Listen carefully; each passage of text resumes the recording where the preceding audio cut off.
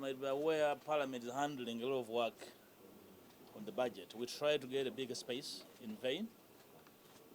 I hope this will suffice. Are we ready? Yes. Thank you. So I'd like to welcome to this media address, considered after a bit of a while since my last interaction with you and the nation. I come to you this morning after days of intentional and deliberate silence, and of course personal meditation, to address today two issues on my next plan in the fight for the total liberation of our nation. Questions and speculation have been on for as to whether, where, and when I am going. I'm sure you've heard of them. I'm here to state that I am a founder of NUP, like you are aware. I did not join NUP, but I was part of the founding blocks of NUP, where I serve as a deputy president in charge of Uganda. I am also here to reaffirm that I'm not leaving NUP, a party I founded with colleagues, consciously, and I'm not here to do anything to destroy or kill it. At least I'm not invited to do so at this moment.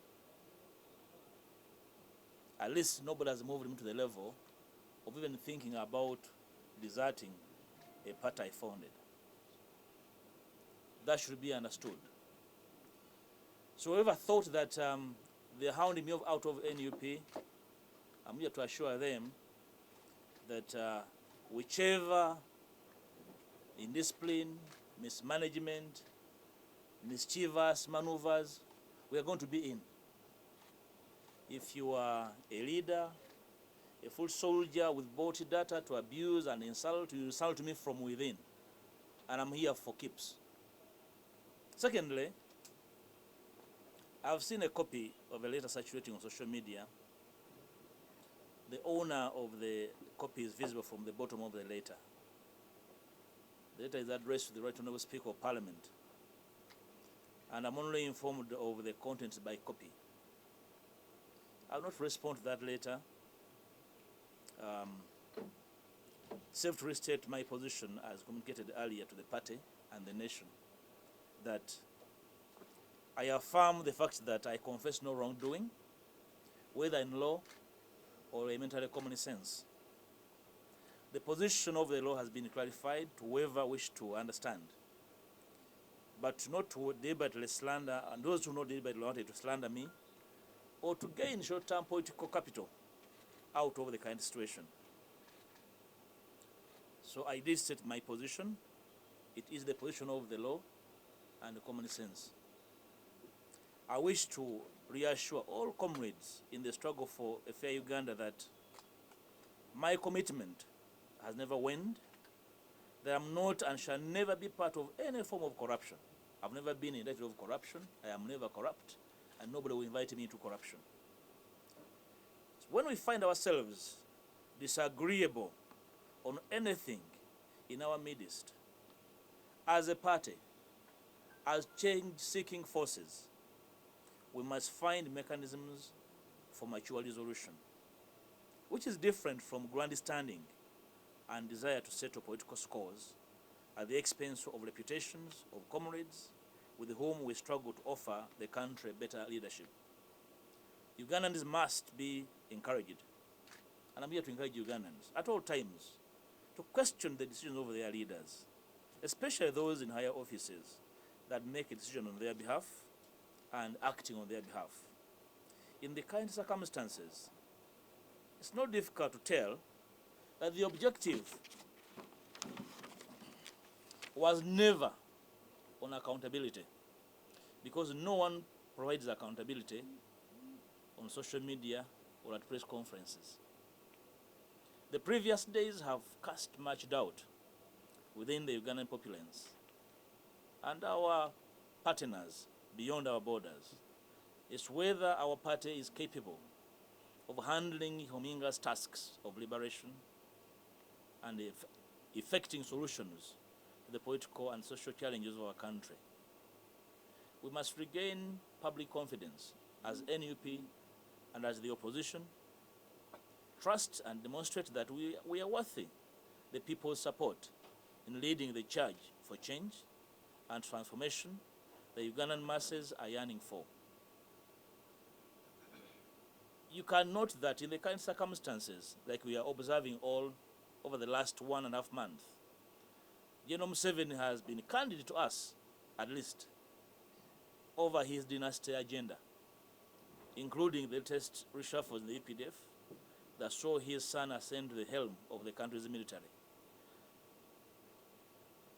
Unfortunately, the largest opposition party in the country looks clueless and unable to guide its bruised cadreship on what next.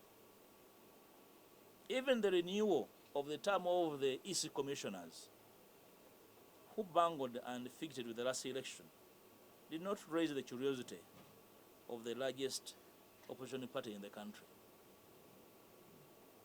Let me now assure the entire NUP leadership, membership and supporters and the general public that NUP is my party, and I harbor no intention whatsoever of leaving, like I said. And the next days or weeks, I will embark with the colleagues that concur with the challenges in the party on a program to reform the party and make it a credible party and competent as a party or as a government in waiting. I am aware of our supporters in the diaspora that are very desperate. I'm here to appreciate you. Your immense support is appreciated in building our younger party and the quest for a new Uganda in general. I am aware the diaspora interacts with a lot of information, but largely a lot of misinformation, targeting their justifiable desperation for change. I pledge to you my availability and the clarity of mission and purpose in whatever we do to change the trajectory of our nation. Ugandans in the diaspora are desperate to cement their contribution towards change beyond social media commentary and material support, which seem to be a major preoccupation of many leadership here in Uganda. We should be embarking on a joint push for major reforms in our electoral laws and major constitutional shifts to enable diaspora citizenry participation in our electoral activities beyond manipulating the change agenda by selfish individuals here.